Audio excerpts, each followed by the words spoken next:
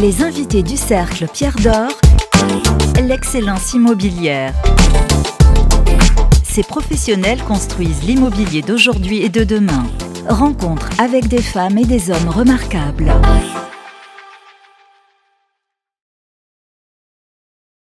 Bonjour et bienvenue sur immoweek.fr pour un nouveau numéro du Cercle des Pierres d'Or qui reçoit aujourd'hui avec grand plaisir Barbara Corignoguin. Bonjour. Bonjour Eric, merci. Merci à vous d'être avec nous. Vous êtes la présidente de Cushman & Wakefield. Vous avez commencé, on va évoquer bien sûr le marché dans quelques instants, mais vous avez commencé cette année 2025 avec au moins, j'ai compté 4 nominations. Ça veut dire quoi? Ça veut dire que c'est une tendance au renouveau, proposition de nouveaux services chez Cushman & Wakefield? Alors ça veut dire déjà que nous commençons l'année 2025 à fond les ballons, avec des équipes au complet, prêtes à soutenir nos clients sur toutes les classes d'actifs et sur tous les métiers. Donc vous avez raison, on a recruté des professionnels de talent qui nous ont rejoints en ce début d'année ou en fin d'année dernière, donc comme Émeric Leroux qui a rejoint les équipes d'Olivier Topin à la tête de qui s'appelle les grands projets, et puis toute l'activité Turn and Rep, au conseil utilisateur. Nous avons également recruté Jean-Christophe Charol, qui nous rejoint comme Head of Hospitality pour la France. Et puis enfin, nous avons recruté également Ludivine Leroy, qui a rejoint les équipes de Business Development pour prendre en charge effectivement toute l'activité property marketing et communication. Alors Cushman & Wakefield, ce sont au total, j'ai regardé les chiffres sur votre site internet, 52 000 collaborateurs, 9,5 milliards de dollars de chiffre d'affaires en 2023. Bon, ça c'est au niveau international, présence dans 60 pays. En 2024, comment s'est passée l'année? Alors pour Cushman & Wakefield en France, c'est plutôt une année OK. Je dirais même qu'on a surperformé le marché dans certaines de nos activités. Si je vous donne un exemple, nous sommes numéro 1 en expertise, nous sommes numéro 1 en retail leasing et capital market retail. D'une façon générale, si je regarde les chiffres en capital market, notre activité a cru de 26% dans un marché qui est plutôt en décroissance, puisque avec 12 milliards 3 enregistrés dans l'immobilier banalisé, on va dire ça comme ça, versus à peu près la même chose en 2022. Nous, nos activités en capital market ont cru de 26%. Et pour la partie office leasing, notre activité est en progrès également de 15% dans un take-up qui a décru de 11%. C'est pour ça que je dis qu'on a plutôt surperformé le marché. Voilà. Effectivement. Alors, si on se base sur les indicateurs des marchés IMOSTAT qui ont été publiés au 4e trimestre 2024, qui évoquent quand même le ralentissement, on peut le dire, du marché, mais quand même une amorce de reprise, notamment au 4e trimestre.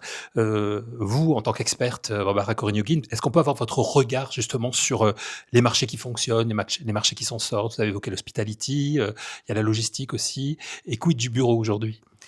Alors, beaucoup de questions en une. Beaucoup de questions en une seule. Alors, on va essayer de séquencer entre le locatif et l'investissement peut-être. Alors, sur le locatif, effectivement, c'est une année qui est en repli en termes de volume de transactions. Et le point commun entre le locatif et l'investissement en 2024, c'est Paris, Paris, Paris, Paris.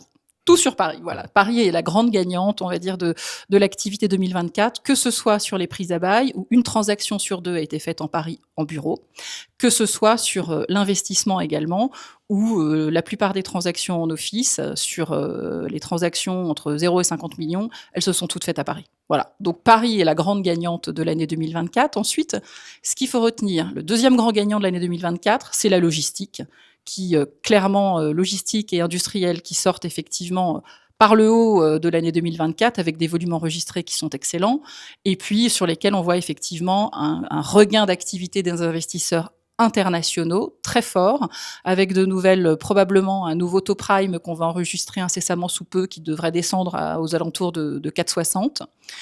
Ensuite, sur le locatif, ce qu'on peut retenir aussi de l'année 2024 et qui est un bon signe, je pense, c'est que même si une transaction sur 2 s'est placée dans Paris, on voit effectivement un regain d'intérêt pour des marchés de report parce que quand on a un loyer prime à Paris QCA qui s'établit à 1 160 € du mètre carré, ça ne s'adresse pas évidemment à tous les secteurs d'activité.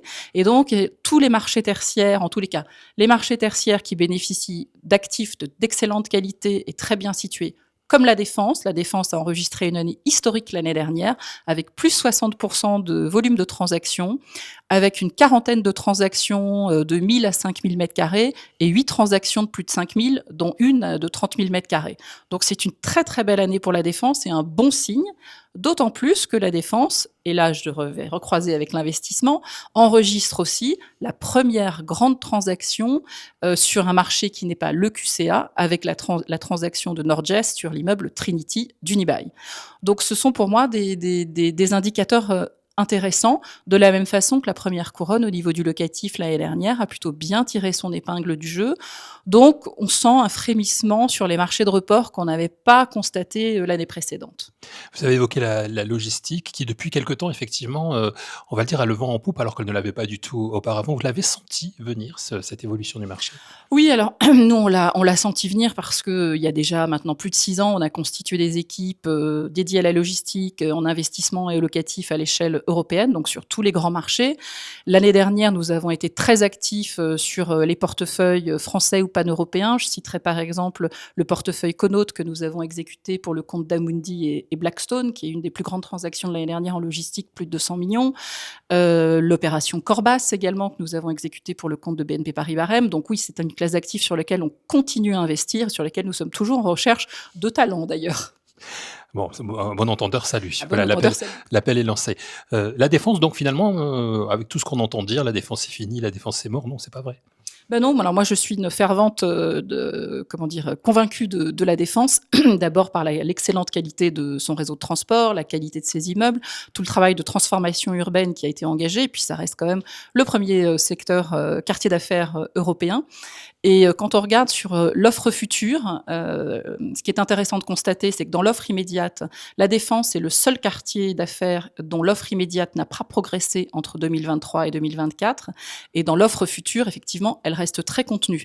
Donc je suis convaincue que le marché de la défense va continuer à être actif parce qu'il a su se renouveler et que nous attirons aujourd'hui à la défense. Nous avons notamment réalisé l'année dernière une très grosse transaction. Nous avons installé Seva Logistique pour 15 000 m² sur la tour Emblème.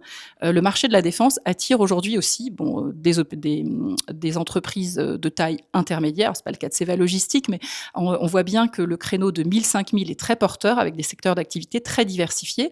Donc dès lors que les immeubles deviennent divisibles, la défense marche très très bien.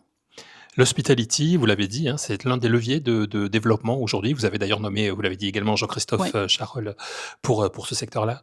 Oui, alors l'hôtellerie marche bien. On a enregistré l'année dernière 2,7 millions de transactions en hôtellerie. Et les forecasts que nous réalisons chez Cushman à l'échelle européenne nous amènent à dire que dans les 3 années qui viennent, on va retrouver des volumes de transactions à l'échelle européenne de plus de 20 milliards en hôtellerie, raison pour laquelle nous souhaitons continuer à investir en hôtellerie. C'est un des secteurs d'activité qui marche bien chez nous aussi.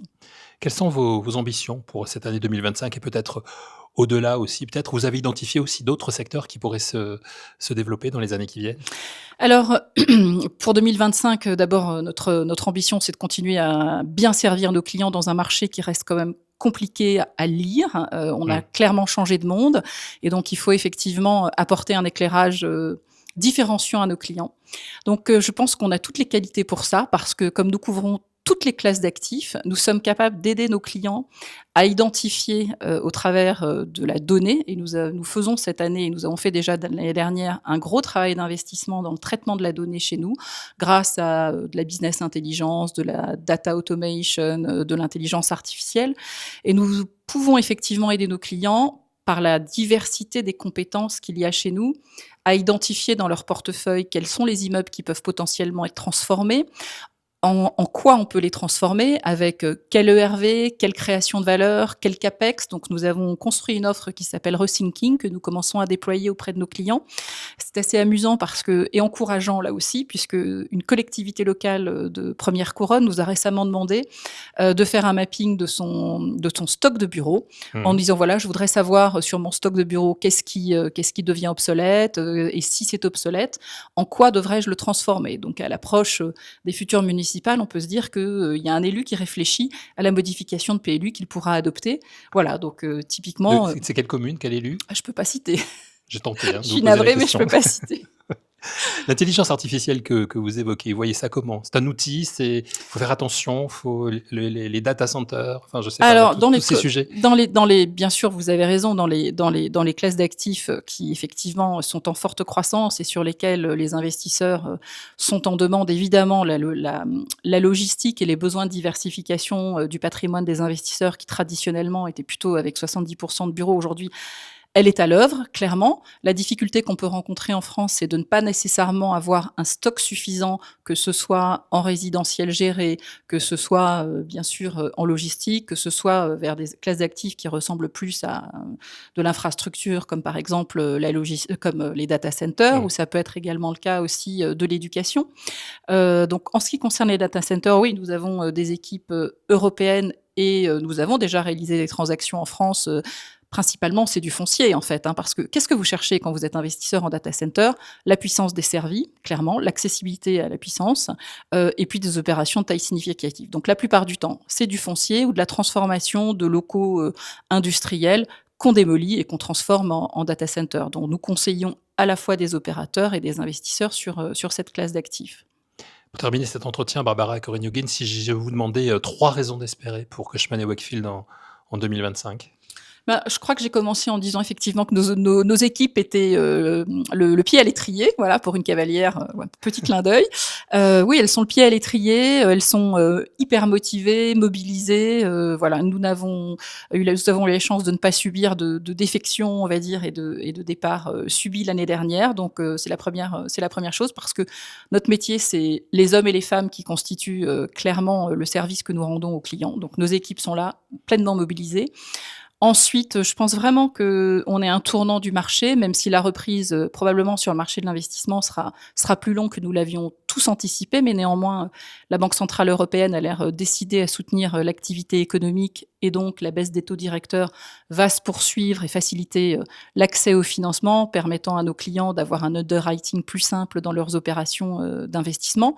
Donc quand je regarde effectivement notre pipeline en capital market pour cette année, l'année dernière, nous avons participé à 1,6 milliard de transactions sur les à peu près 12 milliards qui se sont faits. Cette année, nous avons déjà un pipeline à date d'1,3 milliard, dont 700 millions sont en marketing, donc c'est une bonne chose. Sur ce qui concerne la demande locative, là aussi, le début de l'année est plutôt positif parce que nous enregistrons des nouvelles demandes exprimées, un volume de nouvelles demandes exprimées meilleur que l'année dernière à la même date. Donc, faut pas tirer de conclusions hâtives, mais disons que on ne démarre pas l'année démunis, loin s'en faut. Voilà. Donc on avance chez Cushman & Wakefield, Absolument. au trot, au galop, les deux? Je dirais au trot enlevé.